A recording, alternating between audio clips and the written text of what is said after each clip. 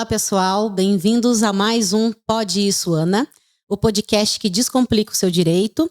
Eu sou a Ana, sua advogada, e hoje a gente vai conversar sobre um tema de relevância extrema: filhos no processo de divórcio, entendendo suas necessidades emocionais e legais. Nós sabemos que o divórcio, ele é uma realidade, né? E vem aumentando cada vez mais. E os filhos do casal também são uma realidade que traz preocupação. Então, tanto no âmbito emocional como legal, a gente precisa observar as crianças durante o processo de divórcio. E hoje eu tenho a honra de receber aqui para conversar com a gente a Aline Guimarães, que ela é psicóloga jurídica do Tribunal de Justiça aqui do Paraná, ela atua aqui em Açaí, e também é psicóloga clínica, especialista em psicologia jurídica. Tudo bem, Aline? Bem, boa tarde, muito obrigada pelo convite, agradeço a oportunidade de estar aqui conversando sobre esse assunto. É um assunto de extrema importância, né? A gente vê, tanto eu que atuo como advogada, como você que atua ali como psicóloga, a gente sabe quanto é preocupante a situação, em alguns casos, dos filhos durante o processo de divórcio, né? E pra gente começar, fala pra mim, como que o divórcio ele pode impactar o desenvolvimento emocional da criança? Então, toda a situação de divórcio implica em mudanças, né? E essas questões relacionadas à adaptação É uma nova rotina, né? já começa a desorganiza tudo, na Exato. verdade, né? Então, essa criança, ela vai precisar se reorganizar materialmente, emocionalmente, de todas as formas, né? Independente de com qual genitor vai residir, se é uma guarda compartilhada, mas essa mudança fatalmente acontecerá, né? Então, se esse processo de mudança, se essa transformação não ocorrer de uma forma minimamente harmoniosa, nós não vamos ter como não gerar prejuízos gravíssimos, né? Porque o divórcio por si só já vai gerar prejuízo para a criança, que tem todo um vínculo, convívio todo um amor, ali, né? convívio com dois genitores, e deixar de ter essa convivência vai gerar um prejuízo, sim, né? Então, naturalmente, já é difícil, né? E se no meio dessa situação, né, estiver envolvido muito conflito, muita disputa, né? E a disputa nem sempre é só em relação à criança, mas sim a tudo que diz respeito ao divórcio, né? Exato. Então, acaba que impacta fatalmente. Não temos como não ter impactos, né? O que a gente pode é ter algumas atitudes para que esses impactos sejam minimizados. Eu acho de extrema importância a gente cuidar dos filhos, das crianças, durante o processo de divórcio. Eu, como atuo ali com divórcio, principalmente com mulheres, eu vejo que estar num casamento que você não está mais feliz, não quer ou sofre algum tipo de violência, isso também impacta na criança diretamente, porque ela tá vendo ali, ela tá convivendo, né? Isso aí a gente não pode falar que não vai ter também um dedinho lá no futuro dela, né? Uma consequência. Eu sempre digo que quando existe casal, né, que já está disfuncional, que já não está funcionando, né, da forma como deveria, que por aí a gente já entende que não está bom para ninguém, Exato. né? E a criança se perceber nesse meio e participar ditos, né, e de todas as dificuldades que esse casal vem vivendo, às vezes é muito pior do que estar com cada um dos genitores no seu cantinho, sem que esses conflitos aconteçam, né? Então, às vezes, eu sempre digo para alguns casais que chegam lá, né, em meio a litígios assim horrorosos que a gente Sim. sabe que acontecem, né? Que 1000 vezes filhos de pais separados que filhos de pais em conflitos assim homéricos, né? Que entra até a questão das violências, das mais diversas violências. Sim. A gente pega criança intervindo em violência física e apanhando e sofrendo lesões porque foi socorrer a mãe, que o pai chegou embriagado e entrou numa discussão. Então, assim, onde está o benefício para essa criança que esse casal esteja junto, né? Então, em alguns casos, eu chego a dar esse meu posicionamento. Falo, olha, essa situação não dá para se manter. Ou as coisas se organizam ou se encerram, né? Porque não vai ser bom nem para a mãe, nem para o pai, nem para a criança. Então, qual é a vantagem? E por mais que a gente tá numa sociedade que o divórcio, ele é um fato concreto e vem aumentando, o tabu em torno do divórcio de um casal com filhos, a gente liga aí numa questão religiosa, Sim, numa questão familiar, ela é muito grande, né? Sim, até social, né? Exato. De que pelos filhos se mantém um casamento, né? Exato. entendo e respeito, né, todas essas visões, né, de cada pessoa, mas hoje em dia a gente entende que o peso desse filho sustentar um casamento também não vai ser saudável e produtivo lá na frente. Ele vai ter essa noção de que esse casamento se manteve aos trancos e barrancos, né, de forma inadequada, com coleções, né, de situações graves por causa dele. E isso vem a situação também de um sentimento de culpa, daquela relação se manter dessa forma por causa daquela criança. Então, assim, acaba que sustentar um relacionamento, né, que não é saudável, em benefício de quem? Conta do filho estar ali, mas está bom para esse filho também? Às vezes o casal acha que eu vou manter o casamento em relação ao filho, e o filho lá na frente tem todo esse sentimento de culpa e também tem uma visão errada do que é ter um relacionamento. Eu tenho casos ali no escritório que o filho começa a achar normal homem bater em mulher, começa a achar normal violência verbal, né? Sim. Inclusive começa a fazer esse tipo de coisa com a mãe, com o pai, não tem aquele respeito mais. Então, realmente, a situação do divórcio, eu falo que é uma questão pública.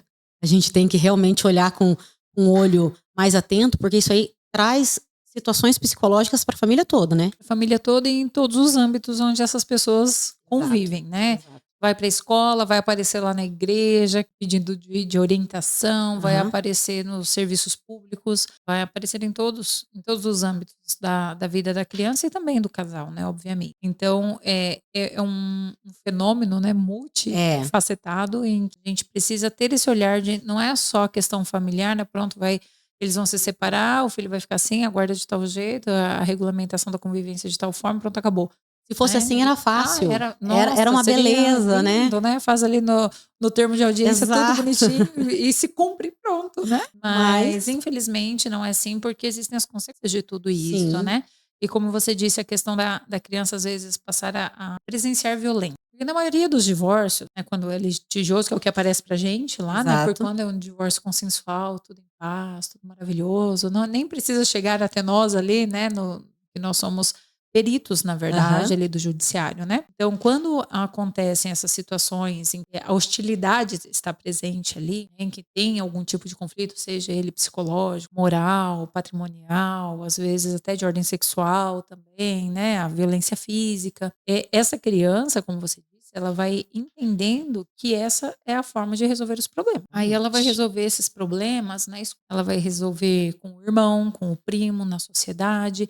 Então ela vai se desregulando. Não tem como falar que não reflete.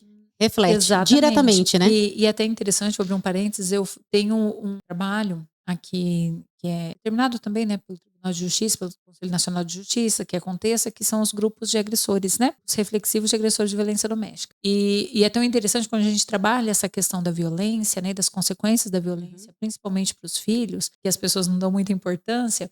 Mas aí, geralmente, são os homens que estão ali, né? E aí a gente pergunta, né, se essa questão de praticar a violência contra alguém, né? Que as crianças aprendem, vão reproduzir, o menino vai ser, talvez, né, uma pessoa violenta também e tudo mais. E a menina vai aprender também a aceitar tudo isso. A ser submissa, né? Aí eu faço a pergunta, você aceitaria que a sua filha um dia passasse pelo que vocês estão passando agora? Não, minha filha não. Não, com a minha filha não. Mas é isso que vocês estão ensinando para ela. Essa é a realidade, né? É a realidade, que o relacionamento abusivo é suportável, né? Então, assim, os filhos, eles vão sentir e vão reproduzir isso fatalmente, né? Na convivência, na vida Não social. tem como. Não tem como. Os pais acabam sendo espelhos, né? Sim. Das crianças. E aquilo que ela vê, ela tem como certo, como referência, né? E os pais são as maiores referências. Exato. Né? Então, se meu pai resolve a situação desse jeito, por que que eu não? Né? Se a minha mãe resolve a situação gritando, brigando, batendo, tacando um objeto, né, lá no meu pai, por que que eu também não posso fazer isso com um amiguinho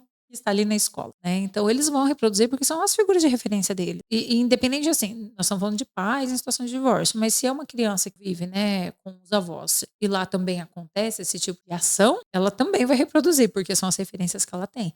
É tudo interligado, né? É tudo interligado. Não tem como, é uma questão familiar, na verdade. Sim. E, Aline, durante o processo de divórcio ali, quais são os sofrimentos mais comuns que as crianças tendem a apresentar? Essa questão da adaptação, né, que eu estava falando, o temor de se afastar do genitor, de não ter essa previsibilidade, né, de não saber o que vai acontecer, como que vai ser, se esse pai que vai se afastar, ou a mãe, né, que seja, se ela vai continuar existindo na vida dessa criança ou não, né, se porventura a culpa de tudo isso estar acontecendo, se não foi da criança, né? Até recentemente aconteceu um fato em que uma criança de 4 anos perguntou se vocês brigam por minha causa, para os pais. Por quê? Eles estavam num processo de divórcio e nas discussões antes do divórcio em si acontecer, tinham lá as discussões assim, você vai ver, eu vou pegar ele, vou levar, você não vai ver ele nunca mais. O outro falava, eu também não pago a pensão, se você não deixar eu ver, eu não vou pagar a pensão. Ou seja, por que eles estavam brigando? Pela criança. E aí a criança voltar, então sou eu, né? Eles estão disputando quem vai pagar a pensão, com quem que eu vou morar, como que a gente vai se encontrar. Então, se esse está sendo o motivo da confusão, quem é essa culpa? É uma criança de 4 anos, né? Então, o sofrimento da criança, ele é fatal, infelizmente, né? Não temos como dizer que vai acontecer um divórcio e que essa criança vai ter que se reconfigurar ali Isso dentro da família. acontece só em novela. É só em novela, né? Na vida real, assim, não. Vai ser difícil, né? Mas tem situações que tornam esse processo ainda mais difícil, né? E o quanto que os pais precisam ter essa visão em relação à criança, né? Tem coisas para dividir bens, tem, né, as outras coisas para acertar, isso são dilemas dos adultos, né? As crianças não devem ser envolvidas. Diz respeito à criança, ser feito de forma a preservar a criança. Mas no momento, estão passando pelo que eles estão em meio ao caos, infelizmente, eles não conseguem ter esse cuidado. Né? Conseguem. Raramente a gente encontra uma família que está preocupada em preservar a criança. Na maioria das vezes, eles estão disputando a criança. Outra coisa que eu vejo também que é uma situação é quando um dos pais, logo após o divórcio, já vem com uma nova companheira ou companheiro e já começa ali uma nova instituição familiar. Isso também eu vejo como um problema. Talvez nem tanto para a criança, passa a ser um problema para a criança porque o outro companheiro passa a ver aquilo como um problema, né? A gente sabe que tem muitos casos de abuso e tudo mais, mas nem sempre um novo companheiro não vai respeitar o filho. Sim. Ou não vai poder ser uma família feliz ali com todo mundo, uma família multiparental, uma família, né? Nessas novas configurações que a gente tem hoje, mas é uma realidade que eu vejo bastante no escritório. E o quanto, né, por processo de divórcio, sempre existe uma dor. Sim. Muito grande, né? Que foi provocada por uma necessidade não atendida de alguém. Exato. Né? Que eles tiveram ali, alguém esperava algo que não foi atendido. Né? Então existe um processo de dor, existe ali algo. É um luto. É muito difícil. E às vezes, às vezes não, das vezes, não está de comum. Não são os dois que entendem que aquilo ali já de existir, que o divórcio tem que acontecer, né? Então, sempre tem um que está mais dolorido que o outro. Então, nunca está num parâmetro de igualdade, né? Sempre tem um desnível ali em questão de expectativas e tudo mais, né? Então, quando entra um terceiro nessa relação, né? Geralmente, quem está mais duro vai aceitar, mas em hipótese alguma. Aí, nesse momento, não se vê a criança. Daí que está o direito de convivência do genitor, que é explorar na cobrança do valor dos alimentos lá, né? Para que compense essa dor que a pessoa está sentindo. E a criança fica no meio desse jogo. Daí já surgem suspeitas, né? De que aquela mulher não vai cuidar bem do meu filho, ela não gosta do meu filho. Cria muitas coisas. Vão se criando, né, situações que muitas vezes não existem, né? Mas na tentativa de afastar a criança, de punir o genitor através da criança. Então agora eu impeço que você tenha contato com seu filho porque você arrumou outra namorada, né? Ou o contrário. Não, agora você não vai mais levar a Joaninha lá para sua casa, porque agora você tem um namorado. Então, assim, não é pela criança, né? É para ferir a outra parte. E a criança fica no jogo. Eu tenho uma situação, acho que bem típica lá no escritório, que é a mãe tem um novo relacionamento, né? E o pai, toda vez que encontra a criança, fala assim: o seu pai sou eu. O outro não é seu pai. Não vai ser pai. Não vai tomar o papel de pai. Não vai. E a gente escuta isso, de que eu não vou suportar, ou ele chamando outra pessoa de pai. Mas a figura, né, desse pai, se ele se mantiver presente e fizer o mínimo necessário, né, para se manter próximo dessa criança, por mais que ele tenha uma relação com esse padrasto, que vai se tornar também uma referência para ele, mas não vai ocupar o lugar do pai. Eu sempre digo que os papéis, eles são muito bem estabelecidos na vida das Sim. crianças. Quem é mãe, quem é pai, quem é vô, vó, é vó. Tanto é que as crianças que convivem com vô e vó, né, até né, por conta, às vezes, de questões processuais, né, de situação de risco, eles cuidam, mas eles não são referência de pai e mãe. A criança sabe disso, que eles são avós, e isso a gente sabe também na nossa vida, né, que nem eu deixo os filhos lá com os avós, é diferente, né, não, as relações não são as mesmas. Então, o papel que o pai exerce, o papel que a mãe exerce, não vai deixar de existir por conta de um divórcio, e nem que surja um outro relacionamento. Vai ser a madrasta, vai ser o padrasto, mesmo que se tenha uma ótima relação, mas não vai ocupar o lugar desse outro. E o que gera muita dor nos pais é isso, é eu ter o medo de ser substituído, de perder, né? E não vai acontecer. Se isso for trabalhado, se isso for aceito de uma forma saudável, não vai deixar de acontecer. Essa criança não vai deixar de amar e ter esse pai como referência, porque agora surgiu um padrasto na conversa. Na verdade, os novos companheiros, eles têm que vir para agregar, né? Agregar no conhecimento, agregar na educação, agregar na convivência, não ao contrário, que é que muitas pessoas acham. Principalmente eu vejo quando um relacionamento vem logo em seguida do divórcio, né? Sim, eu Aí já... tem um problema maior ainda. Nossa, eu tive uma situação um tempo atrás ali no fórum, que a criança ficava uns dias com o pai, uns dias com a mãe, uma coisa assim bem desigual, sabe? Não estava estabelecido guarda compartilhada, não tinha nada ainda oficialmente também, questão da regulamentação da convivência. E o pai me dizia que que ele não acreditava e não confiava na outra companheira porque eles tinham se separado há, sei lá, 5 meses. E ela já estava grávida de 4 meses do outro companheiro dela, né? Então, que assim, ela não era uma pessoa confiável no sentido, mas ela estava num outro relacionamento e tudo bem, né? Ela configurou lá esse relacionamento, não sei se foi planejado, não falo, ter esse outro filho, mas enfim, né? O quanto que ele estava usando o filho deles. Tentam suprir, na verdade, a dor que ele sente, ele quer embutir no companheiro de outra forma. Sim, exatamente. E eu vejo o seguinte, que o companheiro, ele embute na companheira através dos filhos e a companheira embute no companheiro através de bens. Então, quando você quer quer atacar o seu ex-marido, você vai ali no bolso. No bolso dele. Quando o ex-marido quer atacar a esposa, ela vai nos filhos, né? Vai nos filhos. E Aline, qual que é a melhor forma de fazer a comunicação do divórcio para os filhos? O casal não conseguiu... Mas, muitas vezes a gente sabe, na maioria, que é litigioso. Quando é consensual, ainda eu acredito que seja um pouco mais tranquilo. Não que é fácil, mas é um pouco mais tranquilo. Como que deve ser feita essa comunicação? É importante que essa criança, que a gente tente tirar qualquer culpa que essa criança possa sentir. Coisa, né? Então, esclarecer para essa criança que a relação dos adultos não deu certo, né? Que por diferenças, sei lá, de pensamentos, de hábitos, planos, de projetos de vida, essa relação não deu certo e que isso não tem nada a ver com essa criança, né? Então, o que não deu certo foi com seu pai ou eu com sua mãe. Nós não estamos nos entendendo, isso não está sendo saudável pra gente, nós não queremos que você viva nesse ambiente. Isso reflita diretamente em você. Exatamente. Então, a gente optou em nos separar. Agora você vai ter casa do papai e a casa da mamãe, você vai poder ter convivência com os dois de forma, né, igualitária, de forma assim, as possibilidades, que nem sempre, né, da forma igualitária. Então, e mostrando para a criança que esta é uma possibilidade também de existir nessa família, para que fique tudo bem. Porque se isso não acontecer, talvez os estragos serão muito maiores. Então, dissolver isso nesse momento, né, dar sequência,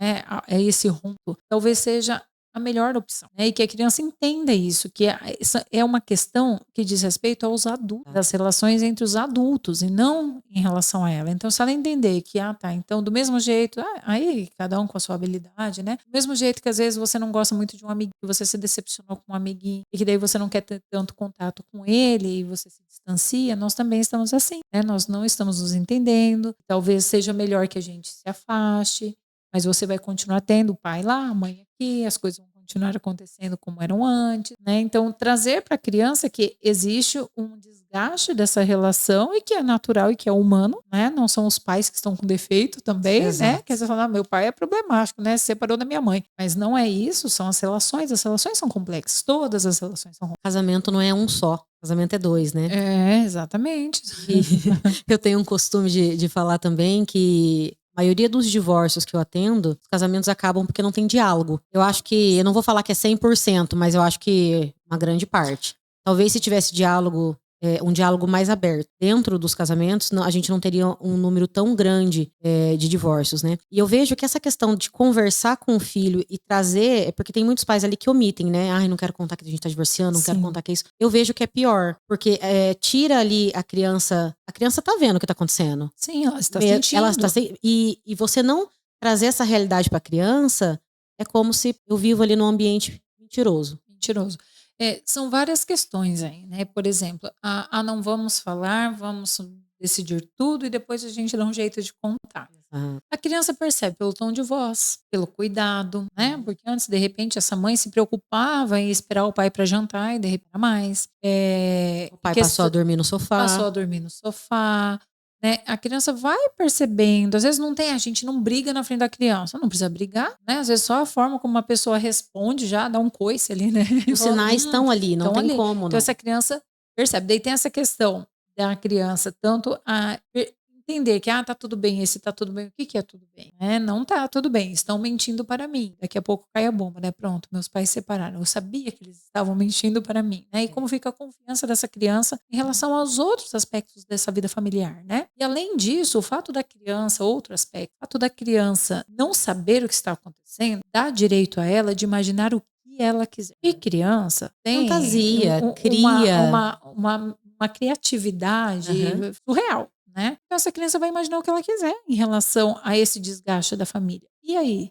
E depois, como que a gente vai ter acesso a isso? O que será que ela criou? O que será que ela imaginou? Como que ela fantasiou? Como que ela organizou dentro da cabecinha dela esse rompimento, se ela fez em cima de algo desconhecido, né? Claro, eu digo que criança não tem que ter acesso a detalhes, tá? O Concordo. seu pai me traiu, pelo amor, não Não precisa ser precisa, tanto, não né? precisa. Seu pai, sei lá, usa drogas ou é um alcoólatra. Enfim, não chegar ao ponto de entrar em tantos detalhes desse conflito, que é dos adultos. Mas saber que não está bom, não está legal, isso não está sendo bom nem para mim, nem para ele, nem para você, a criança tem o direito de saber, né? Até para que ela vá processando tudo isso. E na hora que chegar a informação de fato, ela não seja também pega, percebida, né? Desprevenida. Eu acredito até que o impacto é menor quando a criança vem, né, entendendo que ali pode acontecer um divórcio, que tem uma comunicação clara com ela. E além do diálogo, o que mais que a gente pode fazer para diminuir o impacto do divórcio na vida das crianças? Então, nós precisamos, assim, entender que essa criança tem o direito de conviver com pai e mãe, né? E nessas dores envolvidas no divórcio, é muito comum, tentar o distanciamento de alguma forma, né? Tentar dificultar, porque a criança está com tosse. A criança não quer, a A criança está criança com não tosse, quer, você não mas pagou como assim? pensão, ele não vai, Sim. eu não vou deixar você viajar com a criança porque isso, porque aquilo. Então, assim, A gente vê isso mesmo. essas questões, né, de disputa, onde a criança sente que ela está numa queda de braço ali, né, entre um e o outro, e o pior, né, que quem conquista qualquer coisa judicialmente é o campeão. É, Isso é bem complicado, porque é. daí o genitor tem algo em benefício dentro de um processo judicial, por exemplo, ele acha que ele ganhou e ele tem o poder. Agora sobre isso gera diversas consequências também. Mas assim, conversar com a criança, o permitir que ela tenha essa convivência com esse outro genitor, né? Respeitar essa criança que ela tem o direito de amar esse pai e essa mãe. Mas ele é todo torto, então, mas é o pai que ele Mas é tem e pai. ele tem o direito de amar esse Exato. pai torto desse jeitinho aí, né? Até nós tivemos um evento do IBDFAN essa semana, lá em Londrina, Instituto Brasileiro de Direito de Família, né? Uma roda de Uma roda de mulheres de conversa, né? Eu vi. foi bem legal. E uma das promotoras, agora que eu não vou me lembrar o nome dela, falou, até usou um termo assim, falou, mas ele hoje, foi hoje que ele começou a beber? Não, ele sempre bebeu, mas então ele já era pai, né? Antes desse divórcio acontecer, ele bebia e ele era pai. Por que agora no divórcio ele não é mais, né? E qual é a relação? Claro, se existe uma situação em que esse pai vai colocar essa criança em risco, É outra coisa. outra coisa. Mas o fato de todo dia à tarde ele passar lá no bar, tomar a cerveja ou a pinguinha dele lá e tudo mais, ir para casa dele no fim de semana ter direito de convivência com essa criança, não tem nada que impeça. Qual o problema disso? Né? Então, mas ele usa droga. Mas ele usa droga com a criança? Ele coloca a criança em risco, né? Porque se ele faz isso na vida privada dele, a vida é dele, ok. Ele não pode colocar essa criança em risco. Isso é uma questão que não fica muito claro, né? Que tanto as mães quanto os pais têm dificuldade de separar o que é que o pai ou a mãe faz lá na vida particular e o que ele faz ali no contato no dia a dia com a criança, né? Exatamente. Né? Tanto é que acontecem algumas Sim. pessoas mais sensatas, às vezes aparecem, né? E falam, não, ele tem um problema com álcool, mas toda vez que ele pega, ele tá sempre bem, ele cuida super bem, eu não tenho nenhuma insegurança dele, filho. Então, em alguns casos bem raros, esporádicos, às vezes acontece esse reconhecimento de que sim, ele vai pro churrasco e bebe lá até cair. Mas quando ele está, ele cuida bem, ele protege e tá tudo bem, né? Então, essas questões de se permitir, né? Permitir mesmo no sentido da criança sentir que ela pode ter esse contato com o pai e com a mãe, que ela pode amar os dois. Tudo isso facilita para que os prejuízos sejam menores. Ela pode contar o que ela fez com o pai para a mãe, o que ela pode contar para a mãe o que ela fez com o pai, porque a gente também tem essa questão, né? Não fala pro seu pai, não fala para sua mãe. E às vezes não precisa nem pedir para não falar, porque a criança Fica já sabe embutido, que né? a mãe não vai gostar, que o pai levou ela para chupar sorvete porque ela estava com tosse. Aí ela represa isso e na hora que chega em casa ela não conta. Aí acontece alguma coisa na casa da mãe que ela sabe que não vai agradar o pai. Aí ela também não conta. Quem que está sustentando isso? É a criança ela não só sustentando isso. sustenta o casamento e muitas vezes, mas ela também sustenta essa tentativa de convivência, de né? convivência, de entre os controle pais, de um exato. ou outro, né? Então, assim, o quanto que essa criança fica no meio, às vezes não é claro, olha, não conte para seu pai. Mas ela já sabe que se ela contar, o pai vai ficar nervoso, vai ficar bravo, vai ligar, vai mandar mensagem, ou vai falar alguma coisa para a própria criança, que às vezes ofende a mãe ali, para a própria criança, né? Pela conduta que a mãe teve. Então, assim, a criança acaba represando isso e ela não é dela. E esse problema não foi criado por ela, não foi Ela não construído tem por ela. maturidade para Não tem absorver e maturidade entender pra- tudo isso, para pra resolver. porque daí o que ela está tentando? Apaziguar. Uhum. Ela fica segurando essa informação para não magoar, para não ofender, deixar o outro triste, mas quem que deveria estar sendo protegido na verdade? Né? Que daí a criança está tentando proteger essa mãe, tentando proteger o pai das reações, né, que eles vão ter, mas é inverso. Né? Quem deveria ser protegido é a criança e não os pais. Não é uma preocupação da criança isso, né? Até aconteceu recentemente também um caso que os pais estavam lá, acho que até tinha protetiva, depois deixou de existir e pai não estava participando de nenhuma atividade escolar, porque a mãe falava que não era para ele ir, mas não tinha nada que impedisse também que ele fosse. Então, O simples fato dela não querer, né? dela não querer. Ia ter a festa junina. Aí o menininho falou pro pai, eu quero que você vá. Daí ele falou, não, mas eu não, sua mãe vai querer que eu vá. Não, eu queria que você fosse porque eu vou dançar. Aí o pai ficou, mas eu não sei, com medo de ir e acontecer, né, alguma situação lá. A criança encontrou a saída, falou, vamos fazer assim, papai, ó, lá na quadra, festa, tem um lado de cá, tem o lado de lá, daí o senhor senta então lá do outro lado, daí você de costas para ela. Aí ela não vai ficar olhando senhor e vocês também finge que não está acontecendo nada e tá ali. Olha que situação. A criança ter que pensar qual estratégia para o pai poder assistir a uma dança de festa junina. Ela ter o pai e a mãe no mesmo ambiente, No mesmo o que deveria ambiente, ser comum. O que deveria ser regra, né? Que era para ser regra. A vida da criança, ela é de todo, é do pai e da mãe, né? Então, o pai e a mãe têm o direito de estar no grupo da escola, o pai e a mãe têm o direito de saber as condições de saúde, o pai e a mãe têm o direito de saber se a criança ralou o joelho, enfim, deveria ser, né? Mas se cria uma situação assim tão caótica que o divórcio por si só acaba ficando mínimo, né? Diante do que vem nas consequências. O divórcio é a assinatura de papéis ali, é uma Formalidade. exatamente. Mas o entorno do divórcio é uma questão muito grande, que Sim. pode ser mais fácil para todo mundo, mas que em geral o que a gente vê não é isso. Não é. Hoje a lei ela preceitua que em tese seria guarda compartilhada, né?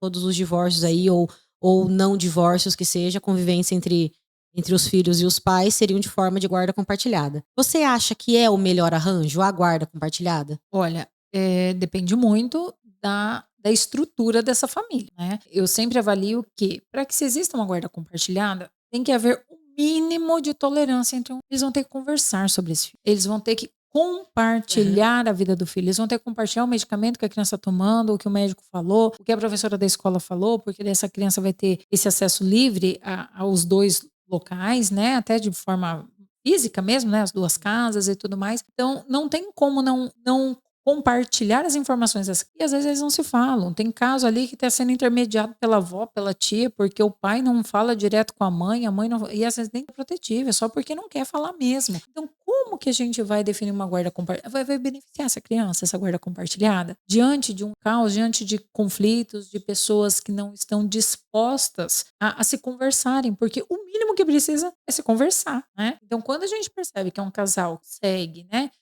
Estabelecer esse Mínimo, pelo mínimo menos. de comunicação, ok, né? Mas quando existe muita hostilidade, não entendo que vai beneficiar a criança, porque eles vão acabar depositando na criança todas essas dificuldades de convivência, né? Então, eu entendo que é arriscar. Ou então, em casos quando o genitor acaba, um deles, né, acaba residindo muito longe, que daí não tem condições mesmo de se exercer uma guarda compartilhada de fato, que seria o quê? O direito igualitário de convivência, né, As entre pessoas eles. confundem muito o que é guarda compartilhada, né? Eu vejo que muitos pais querem a guarda compartilhada para não pagar pensão. Mas não é isso que não é isso. funciona.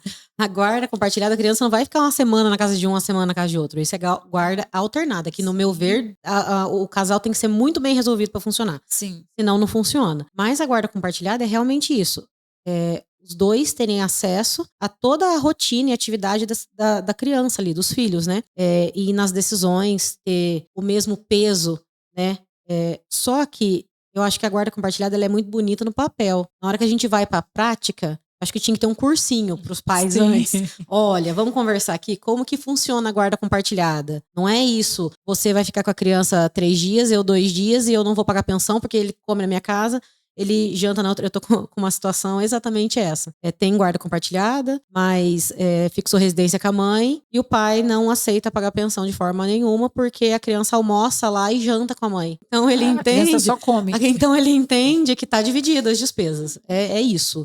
Entendi. Então, assim, guarda compartilhada teria que ser a regra. Eu acho que é uma relação que é a melhor para a criança, desde que os dois convivam, conversem o mínimo ali sobre a criança, não é sobre eles. Sim. Mas na prática é bem difícil. É bem difícil. Né? E é tão engraçado, né? Às vezes tem lá a questão da guarda, né? Ela tá unilateral para a mãe, aí o pai entra com pedido de guarda compartilhada. Aí você vai lá analisar o que tá acontecendo, o cara tá morando lá em outro estado. Aí você fala, mas como que vamos fazer uma guarda compartilhada dessa criança dessa forma, né? Que nem como vai se dar uma convivência mínima? Uma vez por ano, né? Às vezes, 2 vezes por ano, que é possível que esse pai esteja, de fato, vivenciando e participando da vida dessa criança. No dia a dia. No dia a dia, porque a questão, a guarda compartilhada que deveria funcionar lindamente é aquela que você pode buscar o Joãozinho hoje lá na escola, que eu atrasei, que eu não trabalho. Não, tudo bem, eu busco. Eu vou deixar lá na casa da minha mãe, você passa lá para pegar. Essa questão dessa divisão. Olha, eu passei, ele tem uma festinha de aniversário no fim de semana, eu já passei, já comprei o presente, tá? Só que eu não vou estar aqui, no fim de semana você leva. Então, é compartilhar a vida dessa, né? Mas diante das dores de um divórcio, é muito difícil achar um casal que esteja disposto a isso. Olha, nesses 12 anos de direito de família, eu posso falar pra você que eu tenho 2, 3 casais que realmente vivem guarda compartilhada. Tem um que eu falo que é espelho. É realmente isso que você falou, ó, isso aqui, aqui, aqui. A mãe tem outro relacionamento, o pai tem outro relacionamento, todo mundo se dá bem. Vão em eventos todos juntos, a criança se sente. Mas é a exceção. É exceção. Infelizmente. Não deveria, o que era né? pra ser regra, né? E Aline, tem um momento ideal durante o divórcio ali que influenciaria no desenvolvimento da criança? Por exemplo, eu vou deixar pra divorciar quando ele tiver 7 anos, porque o entendimento dele vai ser 1. Ou não, eu vou divorciar quando ele tem 1, porque ele vai crescer já sabendo que os pais são divorciados. Tem essa diferenciação? Este é o momento certo para ter um divórcio. O momento quem vai ditar são os adultos. É a convivência estar sendo possível ou não, né? Porque às vezes existem diferenças que são possíveis de suportar e ok, vai se levando, até porque relações são complexas e nem sempre vai funcionar tudo bem. Mas às vezes dá para suportar isso em benefício da família, né? Para que essa criança tenha essa convivência, ok. Mas se essa convivência dos genitores não é mais possível, né? Como a gente já comentou, isso não é vantagem para ninguém. Então, sustentar porque ele é muito pequenininho ou porque vamos esperar ele entender melhor, eu não entendo como sendo algo O a se ideal até, balizar, né? entendeu? Então, o que vai ditar qual é o momento ideal do divórcio? Não queira que os divórcios aconteçam, né? Não é isso, só vamos sonhar em um divórcio, não. Mas se está acontecendo algo que não está sendo possível de sustentar, quem vai ditar o momento são os adultos. Os adultos precisam entender qual é o momento em que o desgaste vai ser menor, em que as rupturas serão menores, né? Em que o estrago vai ser menor, porque talvez sustentar isso por muito tempo de uma forma disfuncional vai gerar uma catástrofe lá na Um dano frente. muito maior. Muito maior, né? Então, assim, o fato, claro, quanto menor a criança, né? Mais difícil é ela compreender o que está acontecendo, mas, ao mesmo tempo, a adaptação dela também é mais fácil, né? Conforme a criança vai crescendo, ela já consegue ver melhor, né, todas essas relações, mas a adaptação se torna um pouco mais difícil. Mas eu entendo que o momento para que isso aconteça é o momento em que esse casal não consegue sustentar mais uma relação saudável. Né? Passa ali do ponto e acaba refletindo ali diretamente, né, nos filhos. Direto. E, Aline, tem alguma estratégia que os pais podem usar para lidar com o sentimento dessa mudança com os filhos ou da perda, né, da convivência com o outro? Como que a gente pode trazer isso para os pais trabalharem isso de uma forma bem direta para amenizar com as crianças? É importante sempre a gente dar a oportunidade dessa criança falar o que ela pensa, o que ela está entendendo, quais são as dúvidas, o que ela sente em relação a isso. Deixar Né? ela chorar, deixar Deixar ela ela rir. chorar, deixar ela rir. Não julgar quando essa criança manifestar que eu tô com saudade do pai. Você tá com saudade daquele cara, né? Ele nem dá Ele não bola pra você, presta, ele nem te liga, né? ele tá com a outra. Mas isso não diz que essa criança Não. não sinta falta desse pai, né? Então, dar a oportunidade para essa criança manifestar, respeitar o que ela sente, né? Permitir que ela tenha acesso. Pai, eu tô com saudade, ele tá viajando, ele é caminhoneiro, sei lá, vamos ligar para ele. Eu vou ver, vou mandar uma mensagem, eu vou ver o horário que a gente pode ligar, e você conversa um pouquinho, né? Então, assim, permitindo para que essa criança não perca, porque assim, perdas vão acontecer? Vão. Daí, uma certa estabilidade que já existia, né? Da configuração familiar que estava lá, talvez até de questões materiais, enfim. Então, isso tudo vai precisar passar por uma adaptação. Ok, mas perda de pai e mãe não sei. De forma nenhuma, né? Perder o pai porque separou. Não. Ah, mas ele foi embora e nunca mais voltou. Mas aí já é uma outra se envolver. E a gente talvez não vai nem ter acesso a isso, né? Mas não diz a criança. Então, trabalhar essas perdas, né, de adaptação é ir proporcionando um ambiente que seja possível essa criança se adaptar novamente.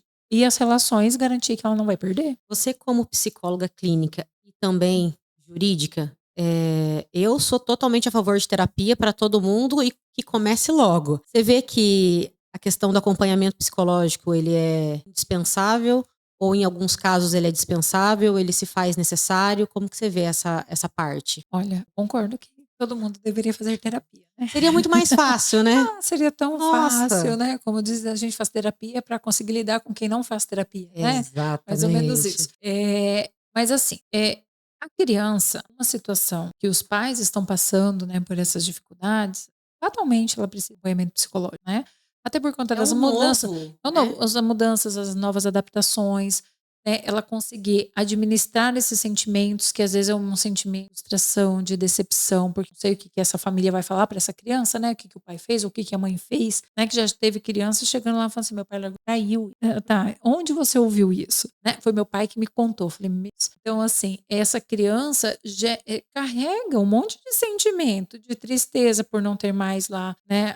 Aquela pessoa todos os dias em casa, ou até mesmo de raiva, de medo, ela pode sentir muitas coisas. E talvez na família ela não vá se sentir com a liberdade de trazer isso. Até porque às vezes na família as pessoas não vão conseguir administrar tudo isso, né? Então o sentimento, a adaptação, às vezes essa criança poder falar sobre o que ela presenciou, o que ela viu e ressignificar isso para que isso não gere prejuízos maiores ainda na vida dela futura, né? Então a psicoterapia deveria ser regra. Vejo que a questão do psicólogo aqui ela é indispensável porque o psicólogo ele não é amigo, ele não é nem do lado do pai nem do lado da mãe. Ele é a pessoa terma que a criança pode ter confiança de falar qualquer coisa, né? É claro que não vai acontecer na primeira consulta. Muitas mães acham Sim. que é uma consulta, criança. Não, é É um uma processo. vida, é uma vida ali, né? Eu acho que eu que faço terapia há muito tempo falo que eu não vou parar de fazer terapia nunca mais, Sim. né? Cada vez que você acha que você para, não. Mas e com a criança a mesma coisa, porque ali é o ambiente seguro que ela tem. Ela não tem que puxar saco nem do pai, nem da mãe, nem da avó, nem do vô, nem de ninguém. Então, ali na terapia, ela consegue expressar tudo aquilo que é preocupação para ela, que pode vir depois a psicóloga trabalhar com os Com a pais, família. né, com a família toda, como fazer isso refletir de uma outra forma na criança, né? Então, no meu ver, é realmente indispensável. E qual que é o momento que você acha que o terapeuta precisa entrar? Eu acho que é desde o começo. Antes do divórcio. Quando a família percebe que está se desorganizando, isso talvez não seja possível que essa criança já receba um cuidado, esse olhar, né, diferenciado de um profissional que vai acolher essas ansiedades, essas inseguranças. O profissional pode até auxiliar essa família na revelação para a criança do que está Sim. acontecendo, né, de forma que ela possa entender se ela ainda é muito pequena, através da brincadeira.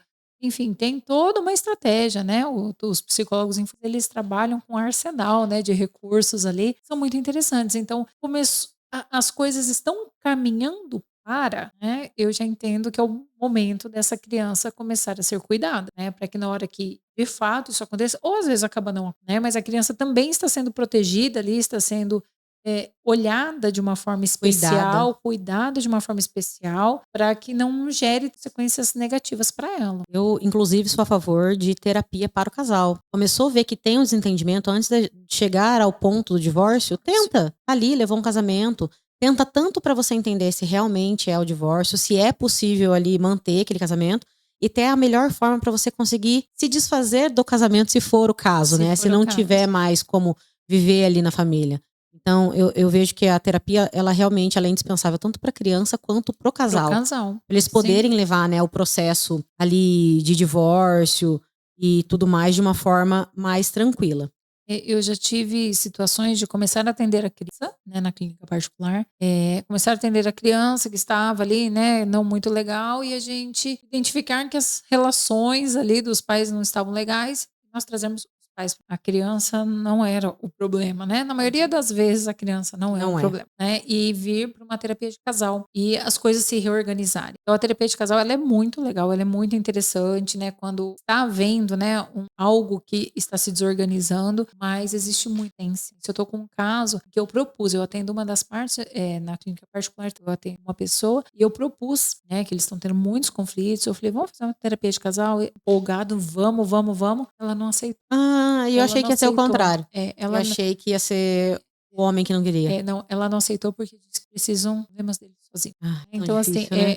é muito triste, né? Pensar, existe uma possibilidade, né? Daria para se tentar algo, mas prefere não tentar, correndo um grande risco disso desorganizar completamente, né? Então, assim, existe uma resistência, até porque quando a criança começa a manifestar alguns comportamentos ali, né, desajustados por conta de um ambiente familiar não saudável, é muito mais fácil falar, a criança tá com problema, né? É ele que tá com defeito, né? Cuida dele pra mim, né? E Toma que o filho é teu nesse momento. Exatamente. Só que daí a gente vai chegar nos pais, não vai ter jeito, porque a psicoterapia infantil sem a orientação, né, e o acompanhamento desses pais também ela não existe. Então aí a gente acaba descobrindo bastante coisa e às vezes a gente acaba até ajudando a família a se reorganizar. Não chega ao ponto de um divórcio. Exato. Aline, explica pra gente como que funciona o seu papel como terapeuta, como psicóloga jurídica e como psicóloga clínica. Qual que é a diferença entre ambos e como que você atua lá no fórum e como que você atua lá na sua clínica?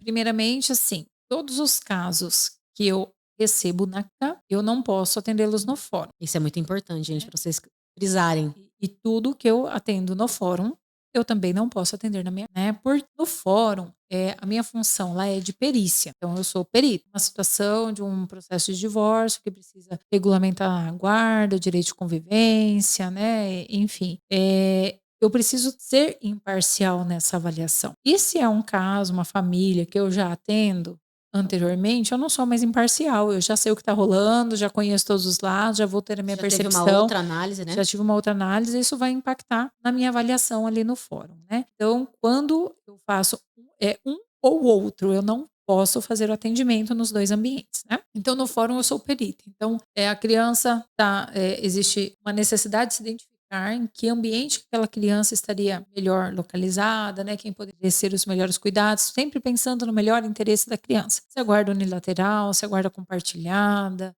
alternada, enfim, né, a questão da convivência, às vezes a guarda está definida, mas não está tendo convivência, como que essa pode acontecer. Então nós fazemos o atendimento lá. Nós não, sou eu apenas, né? Nós temos um assistente social, mas a avaliação psicológica eu faço sozinha, né? Então eu faço atendimento da criança, da mãe, do pai, da avó, de todo mundo que estiver envolvido, que possa colaborar com essa minha análise. E ao final eu vou emitir um laudo dizendo o meu parecer, né? O que eu entendo que seria o melhor para aquela criança nesse momento. Esse laudo vai para o público, né, que vai se manifestar a respeito, vai para o juiz definir ou não. O juiz tem autonomia de concordar ou não com o meu laudo, assim como o promotor, né? Como as partes também, né? E como as partes também. Então, enfim, mas o meu trabalho é de perícia. Eu faço quantos atendimentos forem necessários. Às vezes, lá um atendimento com cada um da família consegue perceber essa dinâmica já é o suficiente. Às vezes, eu preciso atender essa criança 3, 4 vezes. Eu vou atender ela pelo tempo que for necessário, até que eu consiga compreender essa dinâmica e conseguir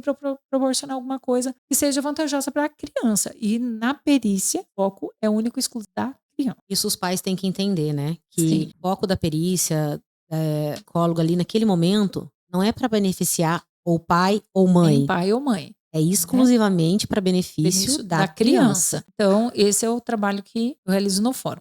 Na clínica particular, aí já vem, né, essas questões de demanda. Geralmente a criança está com alteração de comportamento. Muitas vezes eles até falam, olha, ele está muito nervoso, muito irritado, está brigando na escola, mas nós estamos num processo de divórcio. Eu acho que isso ele está sentindo e tudo mais. Então essa criança vem, né, a gente observa a criança, né, tenta entender como está essa dinâmica e chama pais. Aí é constante. Esses pais atendem a criança lá 2, 3 vezes, vem os pais.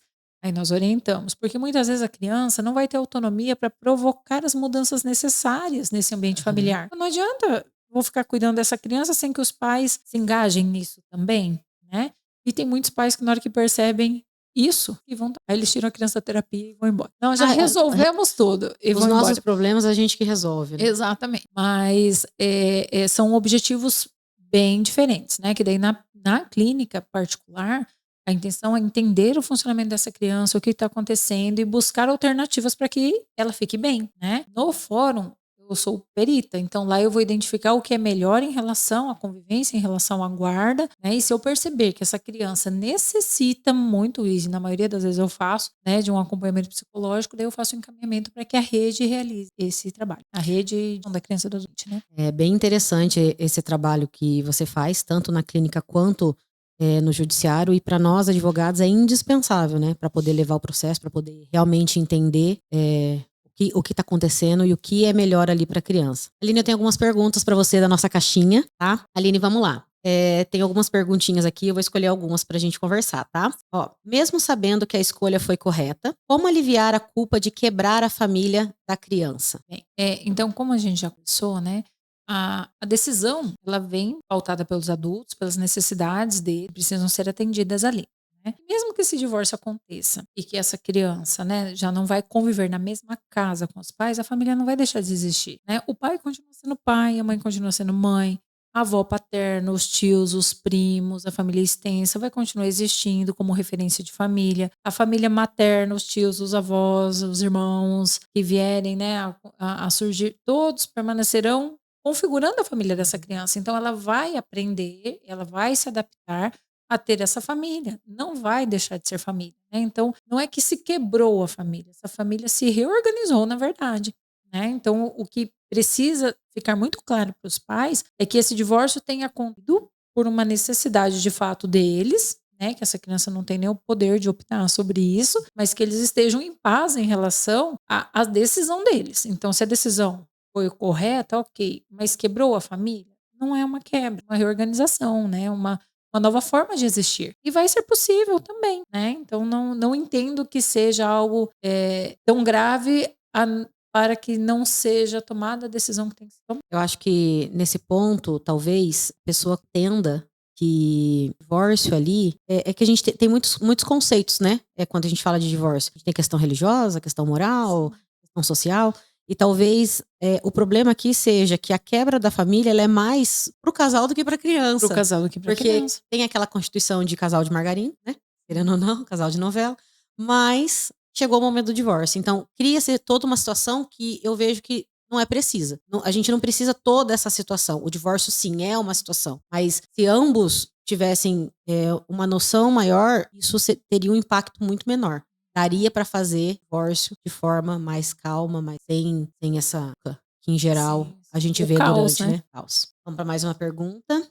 Como diminuir os impactos do divórcio na vida da criança e a rotina? Certo. Essas questões relacionadas à rotina são bem conflituosas nas nossas perícias, né? Porque às vezes a criança tem, né, a rotina da escola, ela faz inglês, ela faz natação, ela faz catequese, e às vezes, quando a guarda não é comanda, né? Por exemplo, o genitor que tem a guarda lateral, ele acha que só ele é capaz de Ele é proporcionar tudo isso. suficiente, né? Acho que ele é Então, o suficiente. pai, você tem que me devolver. Até esses dias aconteceu um fato lá, a criança também tudo no meio do ano aí nas festas juninas. E a criança estava com o pai e ele ia ficar mais alguns dias lá. E a mãe fez a criança voltar porque ia ter a festa junina e ela tinha que arrumar o menino. Aí o pai falou assim: mas eu também consigo arrumar ele. Era pôr a roupa, né? Fazer o bigodinho lá de lápis. Eu ia conseguir fazer. Mas eu tive que levar ele embora. Eu tive que levar ele para casa da mãe, porque a mãe disse que só ela poderia fazer e que ela que tinha que arrumar a criança, né? Então, assim, essas rotinas, elas precisam ser exercidas pelos dois, até para que a criança entenda, né, que os dois têm condições de cuidar, que os dois vão oferecer o que ela necessita, independente de onde ele esteja. Não é para ele ter mais segurança na mãe, porque é com quem ele mais convive, e não se sentir seguro com o pai. Não é esse o objetivo, né? Então, o ideal seria que isso tudo ser compartilhado. Chegou o fim de semana, vai ter uma festinha de aniversário, tá com a mãe, é a mãe que vai arrumar, vai levar, vai buscar, tá com o pai, é o pai que vai levar e vai arrumar e vai buscar e tá tudo bem, né? E quando a guarda é compartilhada, mais ainda, que as rotinas têm que ser totalmente compartilhadas, né? De levar para a escola, buscar na escola, leva no dentista, volta, vai no médico, vai na farmácia, isso tudo precisa ser compartilhado. Então, as rotinas da criança, elas precisam ser divididas também, né? Claro que às vezes, quando a guarda é unilateral, um dos genitores vai permanecer mais tempo com essa criança e vai acabar tendo, claro, né, muito mais compromisso. Então é isso, mas não é isso que vai determinar que o outro genitor não possa exercer essa rotina também, Ou que não tenha né? Que não tem competência, né? competência. Quantas dificuldades nós temos por conta de medicação? Mas ele está tomando medicamento. Medicamento. O pai dá. Mas ele não vai dar. Mas é compromisso dele. Se ele não der, ele vai ser responsabilizado por isso. Se essa criança tem um tratamento e precisa ser continuado, ele tem idade, né? E uma das coisas que eu estava me lembrando, né, que não chegou a falar, em relação às rotinas, quando você tem o direito de convivência, geralmente, né, a cada 15 dias, né? Um fim de semana com o pai, um fim de semana com a mãe. O quanto que é importante que os pais tenham flexibilidade nisso. Porque a gente não pode perder o foco, que é o melhor interesse da criança. Então vamos sempre da criança. Então vamos imaginar, hoje é o dia do Joãozinho estar com o pai, mas é aniversário da avó materna. Não, ele não vai porque é meu dia. Como assim? O que custa? É melhor interesse da criança. Vai ser bom para essa criança estar no aniversário da avó? Vai. Então, pelo amor de Deus, deixa a criança ir no aniversário da avó, leve e busca, ou troca o final de semana. Então tá bom, então ele fica com você essa semana, a semana que vem eu pego, né? Ou do contrário, olha, vai ter uma confraternização do meu emprego e eu queria levar, e vai ser no fim de semana que ele estaria com você, a gente pode trocar? Isso é o ideal, por mais que... Tinha que ser comum, né? Comum, porque quando se delimita a convivência, né, geralmente dessa forma que precisa, quando se delimita assim é porque não existe acordo entre eles, né, daí a gente decide como vai ser. Mas por mais que tenha essa decisão, não, a juíza falou que hoje não é seu dia. Gente, pelo amor de Deus, se é para o melhor interesse da criança, deixa. Mas é que a tia convidou para levar no cinema. Não, ele não pode ir porque ele vai estar com o pai. E o pai não vai deixar. Como assim o pai não vai deixar? Conversa, explica que isso é a criança está esperando para ir no cinema com os primos, está esperando esse dia de passear no shopping. Só porque não é o dia do abençoado estar lá com o filho, ele não vai poder participar disso, né? Então, o quanto que é importante para que essas famílias tenham essa flexibilidade mínima necessária pelo melhor interesse da criança. Então, toda vez que surgir, tem um evento ou qualquer coisa num dia que não é meu dia, eu tenho que pensar, vai ser bom para ele? Ele vai gostar de participar disso? Então, não é sobre o genitor que pediu, não é sobre a mãe que está pedindo, não é sobre isso. É sobre a criança, né? Vai ser legal, vai ter um churrasco, nossa, vai ter piscina, vai passar o dia inteiro lá na piscina. Pois é, a criança não vai poder ir porque tá com a mãe. Como que essa criança vai se sentir? Porque ela vai saber. Vai saber, não tem como. Ela vai saber, alguém vai comentar, o próprio pai vai falar, era pra você ter ido, você não foi porque sua mãe não deixou. Né? Então, o quanto que isso vai ser benéfico para essa criança? Né? Não vai ser nada benéfico. Então, o quanto que é importante essa flexibilidade, mesmo que esteja estabelecido judicialmente, que é a cada 15 dias, mas que tenha essa flexibilidade pensando no melhor interesse da criança. Sempre que é determinada a cada 15 dias, a gente sempre tem uma ressalva ali para que os Sim. pais se comuniquem e, se for necessário, faça as alterações devidas, né? Sim, a gente já entende que isso vai acontecer. Porque a vida da criança não é engessada. Ela não vai ter eventos só a cada 15 dias com cada um deles. Não vai. Vai coincidir com o aniversário da avó, com a festa da firma. Vai coincidir com outras coisas, né? E que vão precisar dessa flexibilidade. Pensável. Aline, eu tenho uma pergunta aqui que eu faço para todos os nossos convidados. Qual que é a situação mais inusitada ou engraçada que você já encontrou? Olha, é inusitada, mas já se tornou comum. São coisas, são inusitadas sempre, mas sempre acontecem. A pessoa entrar na divórcio e tudo, entra todo aquele caos de briga, de regulamentação de convivência e guarda e tudo mais. Aí passa por audiência, sai tudo, sai uma determinação de uma perícia. Aí na hora que a gente chega lá, o casal voltou. Eu já fiz divórcio na sexta e o casal voltou na segunda. E daí você fala, tá, e agora, né? O que eu faço com isso? Ou então, que já aconteceu algumas vezes, eu acho assim, usar da justiça para dar susto nas pessoas, de pedir a mudança de guarda do filho. Já aconteceu mais de uma vez. Eu tô me lembrando agora de um caso assim, nossa, bem emblemático lá. O pai pediu para mudar a guarda. Fizemos nosso atendimento da mãe, da criança, e um sofrimento danado dessa criança, numa insegurança do que ia acontecer, porque o pai estava pedindo a guarda dele, ele não estava entendendo. Quando cheguei para atender o pai, na verdade é que ela estava dando muito trabalho, sabe? Eu ia ela buscar, ela ficava dificultando. Eu falei, quer saber? Eu vou pedir a guarda dele para dar um susto nela. Aí ela ficou, agora tá ótimo. Se ficar do jeito que tá, pode parar tudo aqui agora. Movimentou o advogado, das duas partes, o juiz, o promotor, o cartório, a perita. Uma coisa que poderia ser resolvida na conversa, no diálogo. Né? Então, assim, pra gente ver onde chega, né? Onde chega a necessidade do ser humano em ter a sua necessidade atendida de qualquer forma. Né? E terceirizar isso, né? Para que a gente resolva, né? Para que eles não resolvam. Toma que o filho é teu. E o que você consegue fazer pra gente, né? Então, só o fato dela ser chamada no fórum por conta dessa ação já fez ela mudar de comportamento. Atingimos o objetivo. Eu vejo uma outra situação ainda que a gente vê pais fazendo isso, porque é aquilo que eu falei, eles sabem que se tocar. Acho que o maior medo das mães é perder a guarda. Sim. Né? E tudo é motivo de se você cobrar, eu tenho uma que eu recebi essa semana que é: se você for cobrar pensão, eu vou tomar a guarda de você. Guarda. Você não paga nem pensão, você não paga nem pensão, vai ficar com a guarda de jeito, gente. Mas enfim, né?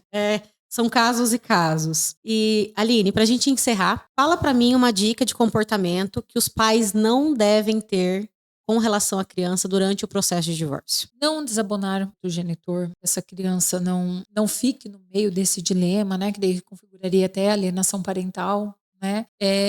Não tentar convencer, forçar que essa criança ame mais você do que o outro, né? Às vezes até com questões materiais, de eu posso mais, né? Se você ficar comigo, você vai poder viajar, vir no shopping todo fim de semana, vai ganhar presente, né? Porque não é sobre isso que a gente está falando, né? A gente não está falando de uma disputa de um troféu, que às vezes é isso que a gente sente, que a criança é o troféu. E quem ganha, né? Quem tem o seu pedido contemplado é o vencedor. E o outro perdeu. E eu escuto isso, nós ganhamos. Não, quem está ganhando alguma coisa, se é para alguém ganhar, é a criança, né? E não pai e mãe. Então, evitar ao máximo esse tipo de situação que coloque contra o outro, né? Porque a criança não precisa viver isso. Se a pessoa não suporta a outra, isso é um problema dela e não da criança. O problema foi entre os adultos. Se teve traição, foi entre os adultos. Se teve álcool, foi entre os adultos. Se teve droga, foi entre os adultos. A criança não tem relação com ela. Né? Então, se possível, né, deveria ser priorizado isso. Respeito à criança, né? E jamais colocar contra o outro. E não é só pai e mãe, é a avó, o tio, né? Que às vezes se estende todo o contexto familiar, todo contexto, né? O pai falando mal da avó materna vai ofender essa criança profundamente porque ela ama essa avó. E ela tem o direito de amar essa avó, né? Então, tem que ter cuidado com isso. Bom, eu acho que a gente conseguiu falar bastante sobre filhos, sobre divórcio, sobre a relação, sobre, né, como que é toda essa dinâmica. E eu espero que a gente tenha ajudado. Qualquer dúvida, pode mandar lá no meu @AnaLuisaFerreiraADV, que eu respondo. Trago para a Aline responder também. Vou passar para a Aline aqui, dar o tchau dela e deixar também o @ dela, caso vocês tenham dúvidas ou queiram lá uma consulta com ela, tá? Obrigada, Aline. Foi ótimo conversar com você, viu? Foi bem esclarecedor. Eu que agradeço a oportunidade mais uma vez de estar aqui, né, de um assunto que não é tão comum, né? Eu já estive em vários lugares falando muitas vezes, mas nunca sobre essas relações, né, do direito de família. Então, o quanto que a gente precisa também disseminar essas informações, porque sempre o objetivo vai ser a criança. Em outros ambientes, eu sempre estive sempre falando em relação ao bem-estar da criança, né? Mas em outros contextos dentro do judiciário mesmo, né? Mas precisa ser disseminada essa informação, porque ainda se valoriza muito pouco a criança no processo de divórcio. Muito, né? Se valoriza muito mais o conflito do que a criança em si, né? Então, o quanto é importante que a gente E, na verdade, a desenvolva essas criança, ações. ela é mais importante do que o resto do divórcio. A questão patrimonial é patrimonial, mas aquilo que reflete ali na criança, né? Eu também concordo com você que é um tema que a gente precisa explorar mais, Sim. trazer mais, conversar mais sobre, porque o divórcio hoje realmente, né, é uma realidade. A gente vê, eu vejo no escritório todo dia. Sim, e eu nos processos. É isso. Gente, obrigada. Até a Obrigada, gente. próxima. Até logo. Tchau, tchau.